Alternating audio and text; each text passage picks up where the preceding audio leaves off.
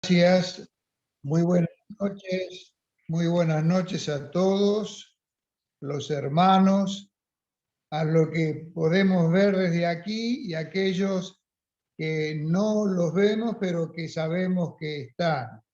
Muy buenas noches para todos. Es para mí un tremendo privilegio poder estar junto con ustedes para compartir este momento de la reunión, leyendo y meditando en la palabra de Dios. Ayer habíamos hablado acerca de no conformarnos con un cristianismo devaluado. ¿Recuerdan lo que le pasó al rey Roboán, que fue saqueado por Sisac, el rey de Egipto, y le sacó todo lo que era valioso, y especialmente unos escudos de oro, que eran de mucho valor, que había hecho hacer el rey Salomón, hablando de un tiempo de opulencia, de prosperidad y de gran bendición. Pero, como faltaban los escudos, los reemplazó por otros. Los que se llevaron fueron los de oro. Los que fabricaron fueron de cobre, de bronce. Y encontramos una gran diferencia en cuanto al valor de los metales y al costo. Claro, el enemigo pone sus ojos en aquellas cosas que son preciosas y de valor. Nuestro gran enemigo es ladrón, por naturaleza es el ladrón, y tiene sus ojos puestos en aquellos que somos parte del pueblo de Dios, que somos hijos de Dios, que tenemos ese privilegio, y quiere robarnos de esas cosas preciosas que Cristo puso en nosotros. Quiere robarnos de la santidad, de la pureza, de la honestidad, de la justicia, de la obediencia, de la integridad. Cosas preciosas que en el mundo es difícil encontrarlas, no las vamos a encontrar, pero sí se encuentran dentro del pueblo de Dios. Y el enemigo quiere sacar, quiere arrebatar, quiere empobrecernos. Y a veces, como la carne siempre está fabricando sustitutos, ponemos otros en lugar de los anteriores para aparentar lo que realmente no somos. Por eso Dios nos libre del conformismo, de haber sido saqueados y después reemplazar lo que Cristo quiere y nos dio a nosotros por cosas de menor valor, por un cristianismo, como decíamos recién, devaluado. Ahora, cuando nos pasan cosas y nosotros somos conscientes, si somos sinceros, que a veces hemos sido saqueados por el enemigo, podemos pensar, ¿y cómo se vuelve de esto? Y comparamos esto con otra historia. Cuando David fue saqueado por los amalecitas, cómo consultó con el Señor para ver si tenía que perseguir a los depredadores, a los que los habían, le habían arrebatado a la familia, las mujeres, los hijos y el ganado y todas las cosas preciosas que tenían, y se los iré a buscar. Sí, andá, yo voy a estar con vos. Y es maravilloso cómo termina esa historia, muy distinta a la de Roboán. Fue David en el nombre de Dios y reconquistó todo lo que el enemigo se había robado. Allí estaban, desparramados en el campo, haciendo una fiesta tremenda, celebrando su victoria. Y cayó David sobre ellos con sus 400 valientes, y estuvo casi un día y medio peleando contra ellos, y dice que todo lo recuperó David, y decían todos sus soldados y los que estaban junto a él: este es el botín de David. Hay que tener coraje, hay que consultar con Dios. Señor, ¿es esta vida la que yo estoy viviendo para tu gloria, la que tú realmente me diste y quieres que viva y que practique? ¿O estoy viviendo en un cristianismo que es una copia, que no es como el original que tú preparaste para mí desde el principio? Pero para reconocer esto tenemos que ser valientes.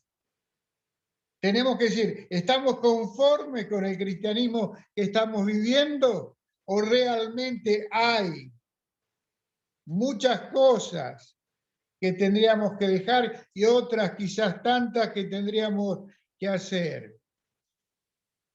Y estaba viendo en la Biblia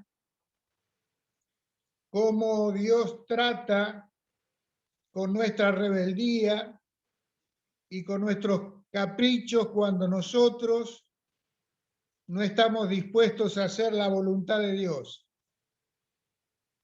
Y pensaba en una historia que la conocemos todos y que es una historia apasionante, y es la vida de Jonás.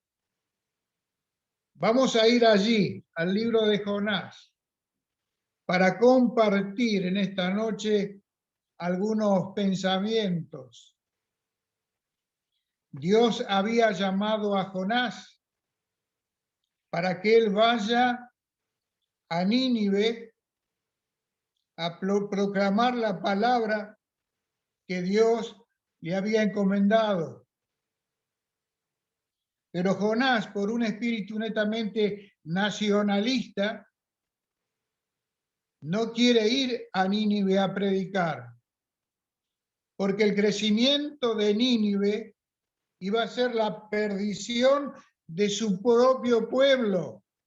Que ellos crezcan como un pueblo de piratas, era un peligro para su propia nación, y él no quería que esto le pasara a su nación. Por eso se negaba a ir a ese lugar. O sea, se negaba a hacer la voluntad del Señor. Por lo tanto, en el capítulo 1 de Jonás, si tuviéramos que ponerle un título, pondríamos Jonás el fugitivo.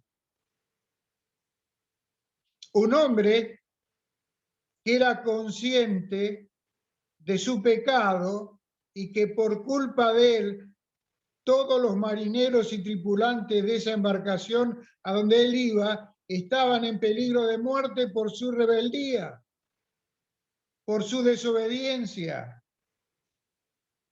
Y él les dice directamente: tírenme al mar y las aguas se van a aquietar. La tenía clara.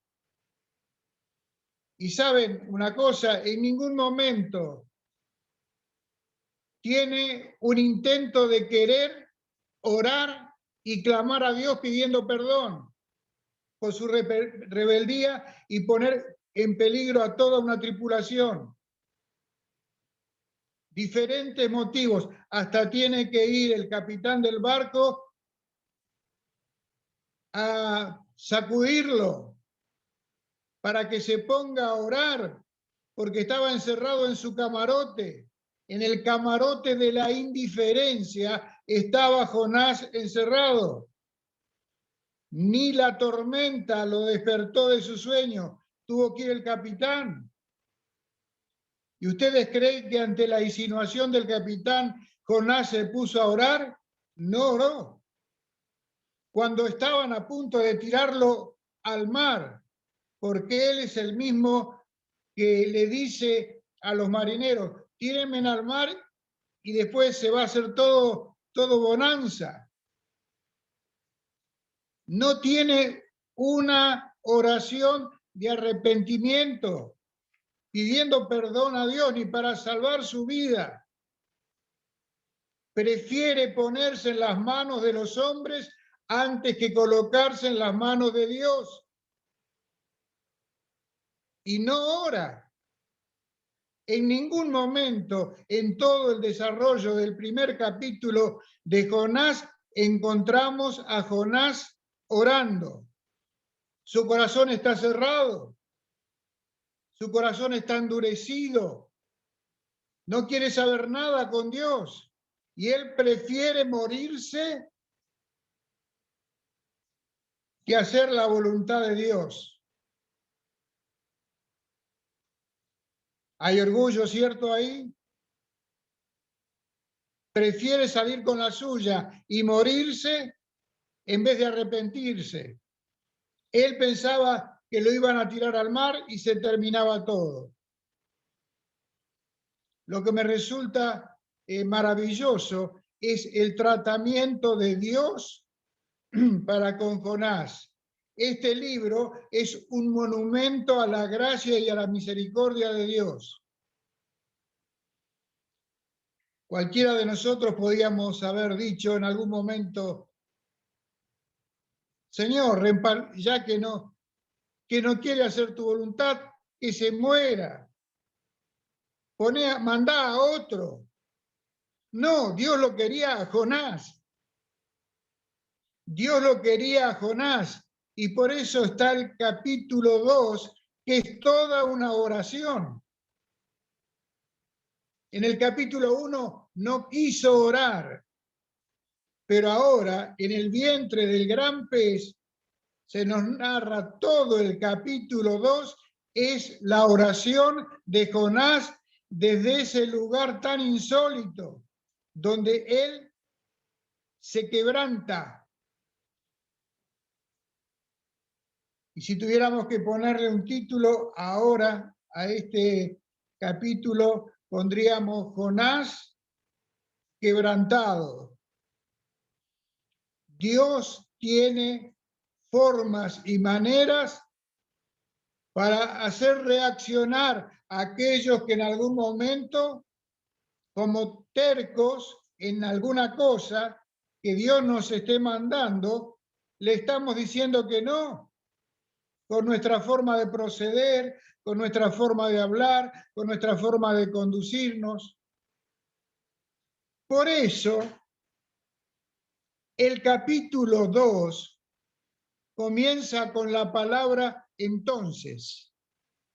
Entonces, después de todo lo que Jonás experimentó, lo que vivió en la embarcación, ahora, desde ese lugar, Dios habla a su corazón y lo quebranta. Desde ese lugar, él clama a Dios.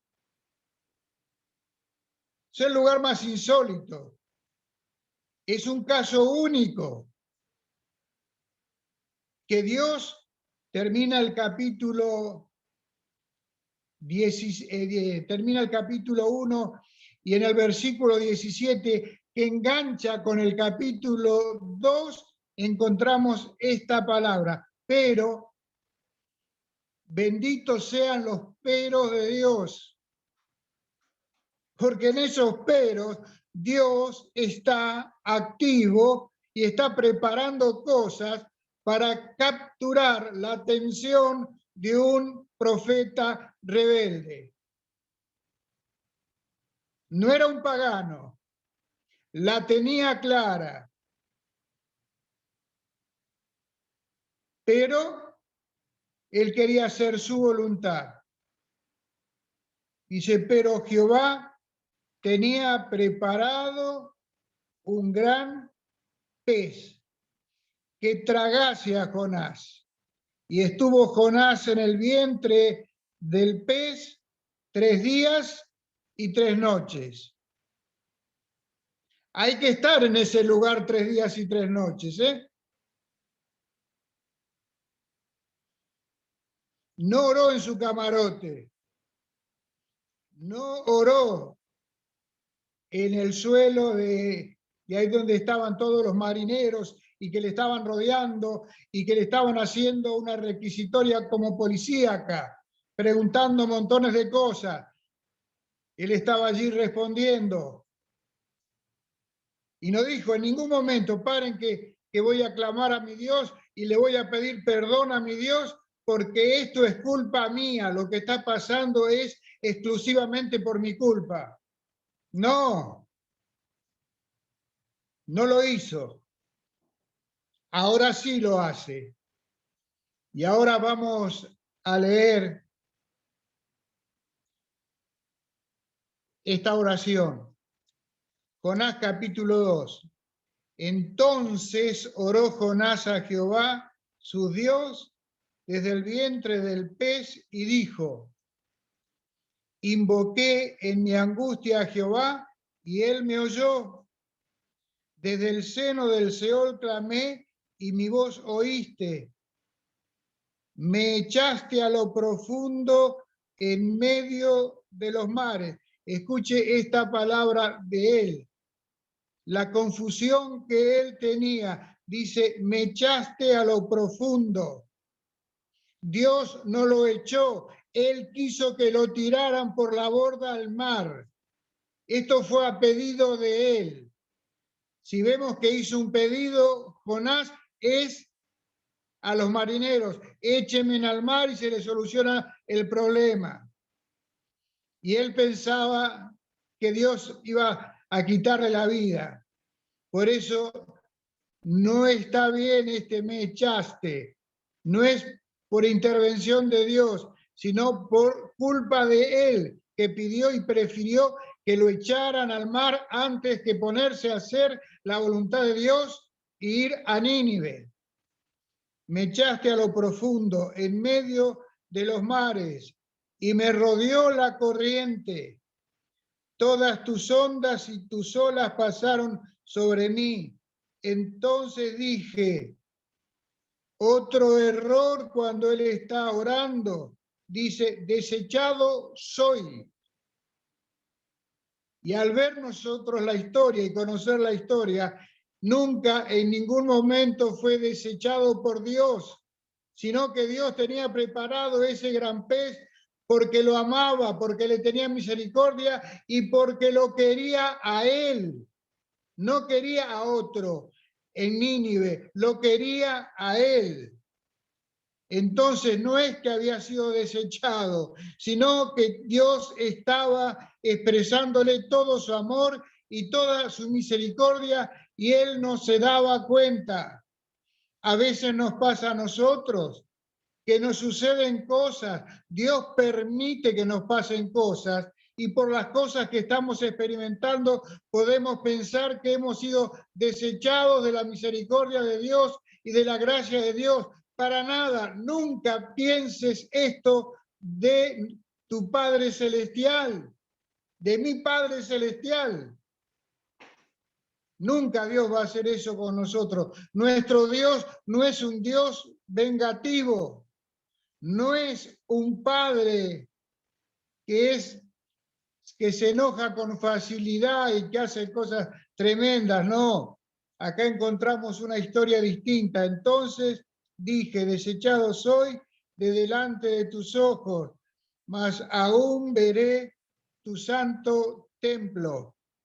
Las aguas me rodearon hasta el alma, rodeóme el abismo, el alga se enredó a mi cabeza. Descendí a los cimientos de los montes, la tierra echó sus cerrojos sobre mí para siempre, mas tú sacaste mi vida de la sepultura, oh Jehová, Dios mío. Cuando mi alma desfallecía en mí, me acordé de Jehová y mi oración llegó hasta ti en tu santo templo. Los que siguen vanidades ilusorias, su misericordia abandonan. Mas yo con voz de alabanza te ofreceré sacrificios. Y miren lo que dice Jonás: pagaré lo que prometí. Oh, Dios mío, quiero ir a Nínive. Me venciste, me ganaste, tu misericordia me alcanzó, pagaré lo que prometí. Y hace una afirmación: la salvación es de Jehová. Y cuando el corazón de Jonás se quebranta, como el nuestro delante de la presencia santa de nuestro Dios, es cuando allí comienza el tiempo de nuestra restauración, donde podemos volver al principio, donde podemos recuperar lo auténtico, lo real, lo genuino, el plan de Dios para nosotros. Y dice: y mandó Jehová al pez y vomitó a Jonás en tierra. Había algo de lo cual él estaba seguro. Versículo 2 dice: me oyó y mi voz oíste. En este ajedrez bíblico, Dios le dice: jaque mate.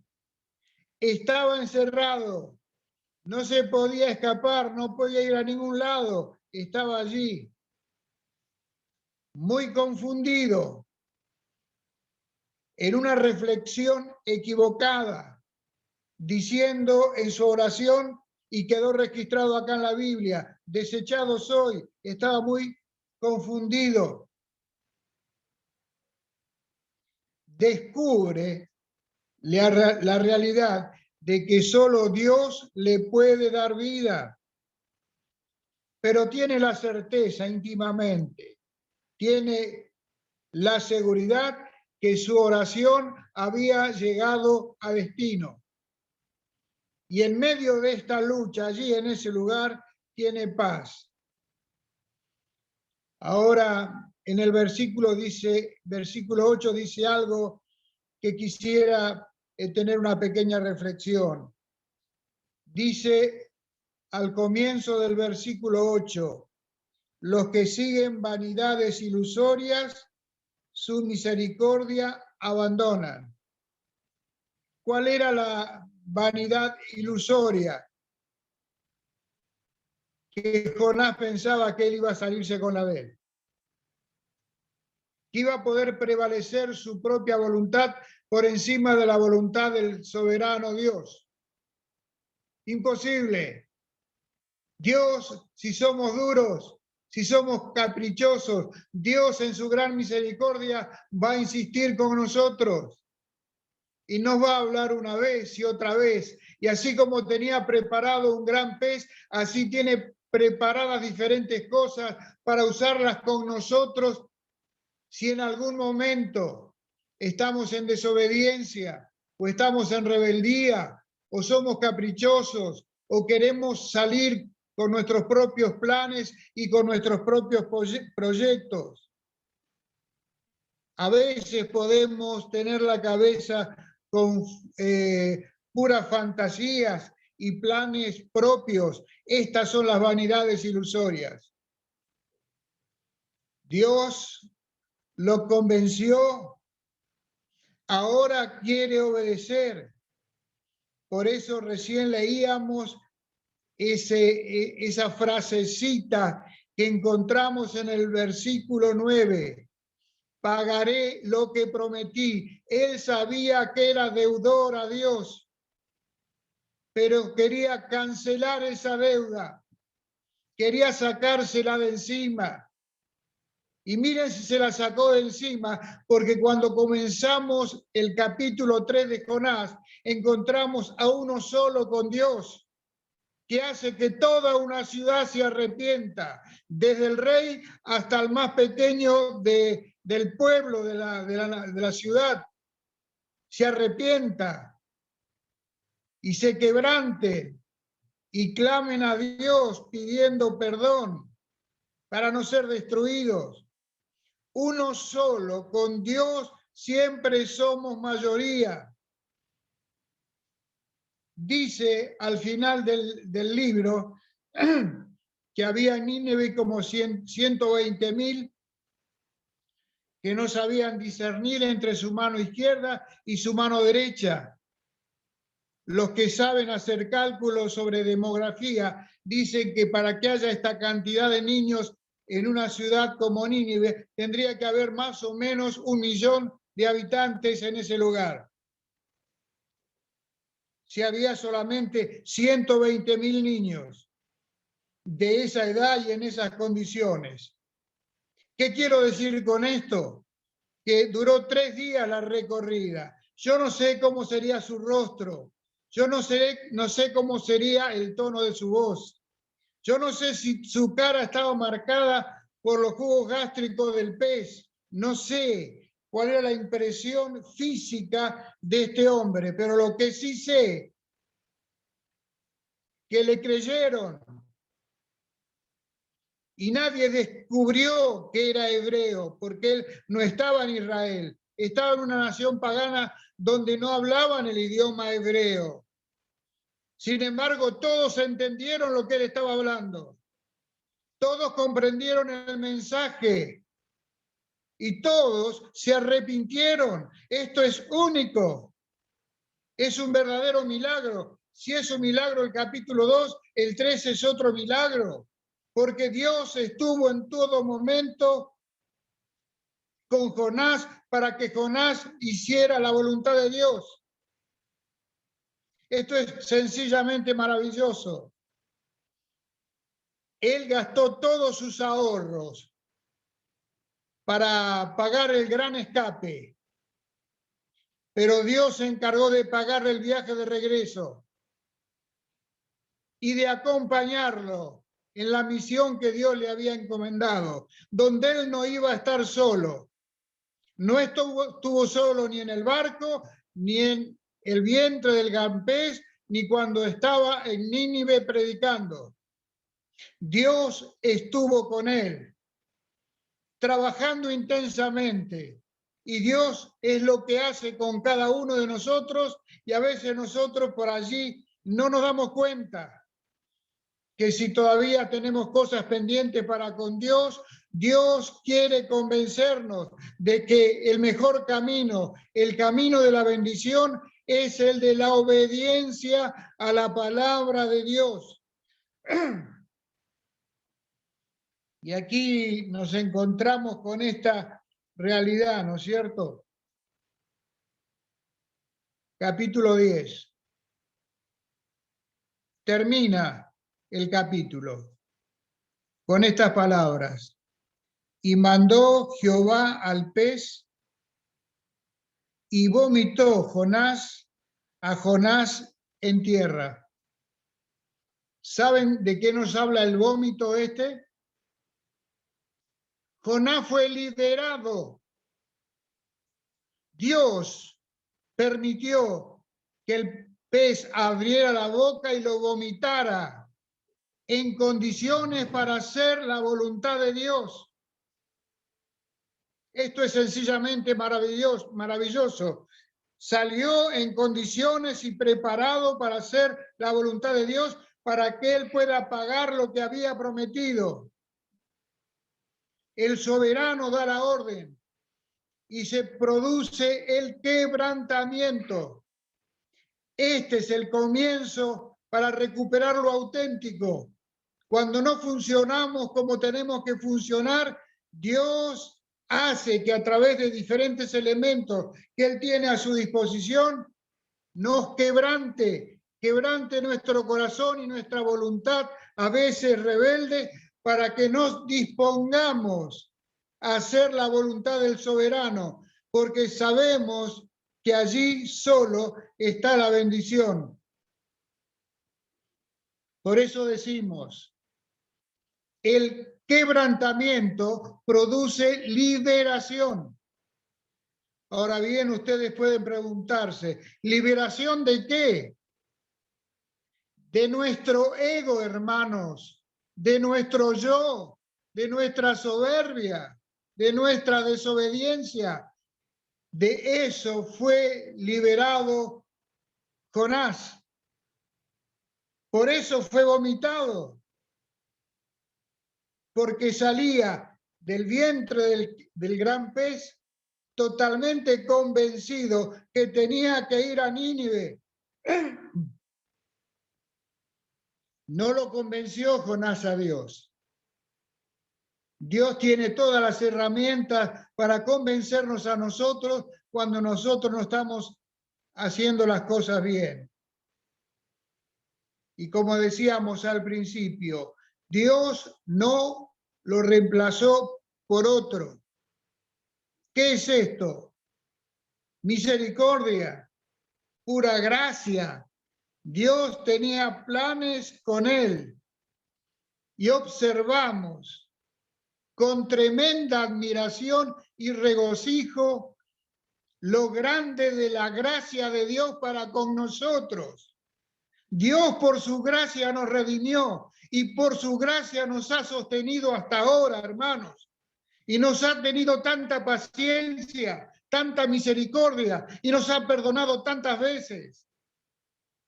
Y sigue pensando en nosotros y nos sigue dando y brindando oportunidades para que le podamos servir cada día.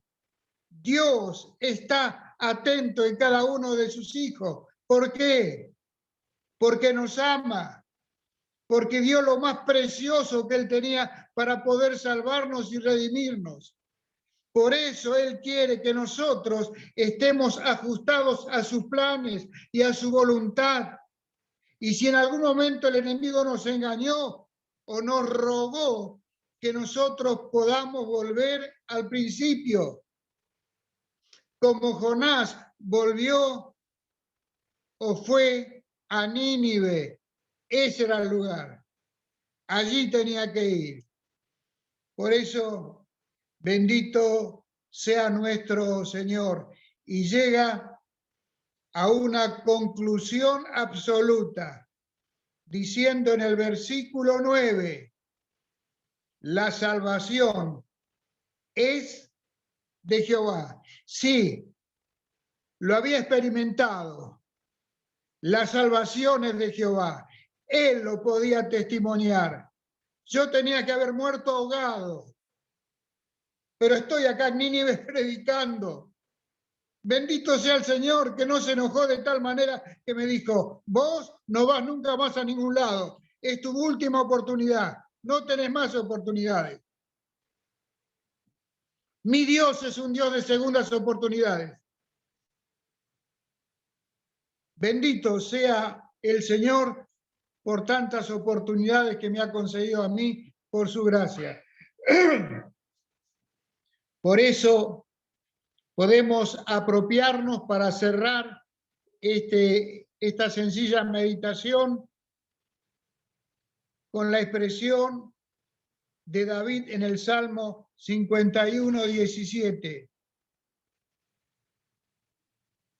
Los sacrificios de Dios son el espíritu quebrantado, al corazón contrito y humillado no despreciarás tú, oh Dios. Jonás tuvo que humillarse. Jonás tuvo que reconocer su pecado. Su corazón fue quebrantado. Su vida fue restaurada. Y se puso a hacer lo que tenía que hacer de acuerdo a la voluntad de Dios para con él.